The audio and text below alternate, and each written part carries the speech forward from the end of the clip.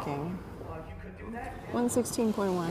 Hi, my name is Caroline Chao, and I'm an associate lighting designer.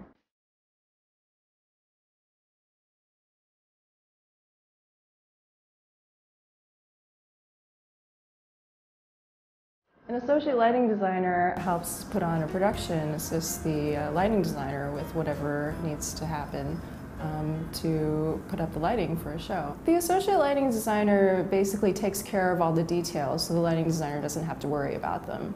And it may involve coordinating the schedule with the production manager and the stage managers, taking care of notes that the lighting designer may not need to worry about, keeping track of the cue list, the follow spots, and making sure they know what they're supposed to be doing and when. There's definitely a level of trust involved between the designer and associate to be able to take care of notes and to understand the concept behind the design and how the lights are meant to look, how they're meant to focus, how they're meant to be cued in a show.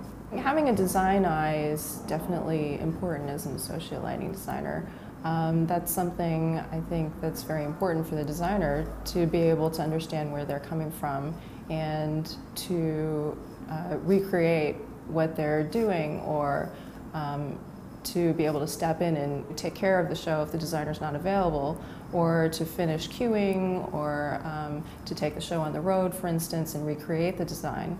I did a little bit of theater in high school, and in college I started doing more backstage work.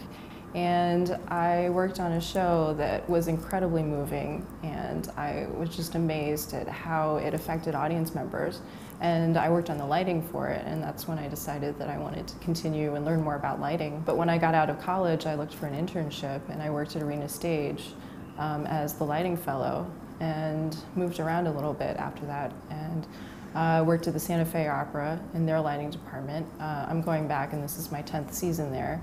And met designers. When I moved to New York, I just started freelancing as an assistant and associate. The beginning of the process might start with going to production meetings, the planning process, working with the design team, the director and set designer and the lighting designer, deciding what needs to be seen, things that need to be lit in a specific way, scenic pieces that might need to be electrified. And then the designer will plan out the lighting, and I might help draft the paperwork and the lighting plot for production.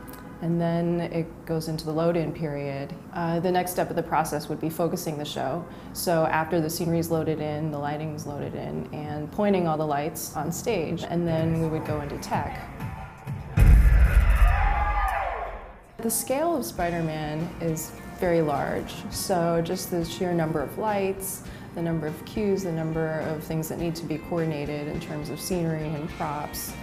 It's just a lot to keep track of, and a lot to make sure that everything's ready for a show to happen. In some ways it's very colorful. It's just kind of reflecting the comic book sensibility of the show. And in other ways, other scenes are less colorful. But one of the interesting things about the show is the amount of flying and how to light everything that's happening out in the house as well as on stage, and make sure the focus of the audience is in the right place. The lighting designer for Spider-Man is Don Holder, and I've worked with him for several years. I've helped him with regional shows and taking them to different theaters, and assisted him, as well as been an associate on musicals and plays. He's always overlapping shows, so he's always working on the next show while he's in tech or in the theater. This is the script with all the lighting cues and the follow spot cues written into it. Last night was the first preview, and we get new script pages with revisions, new lines and cuts every day. So we update our pages and Don's pages as well. On a play, it's definitely shorter. For instance, The Mother with a Hat, there were only maybe 4 days to tech it, versus Spider-Man. The second version we've teched in a couple weeks, and the first version took about 2 months.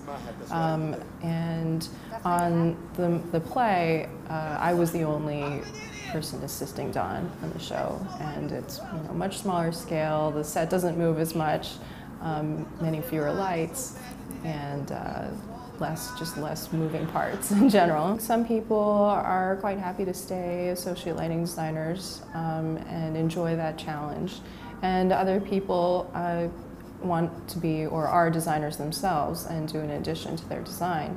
And I think working with different designers as an associate lighting designer is very valuable because you get to see a lot of different people and their processes and how they work. The challenge of lighting is very interesting to me, how it changes every day and how every production is different and may have a different concept. And supporting the production design and the director and making people look where they're supposed to look. I think it's important as an associate lighting designer to be able to communicate with people, to really be able to talk to a lot of different people and different personalities.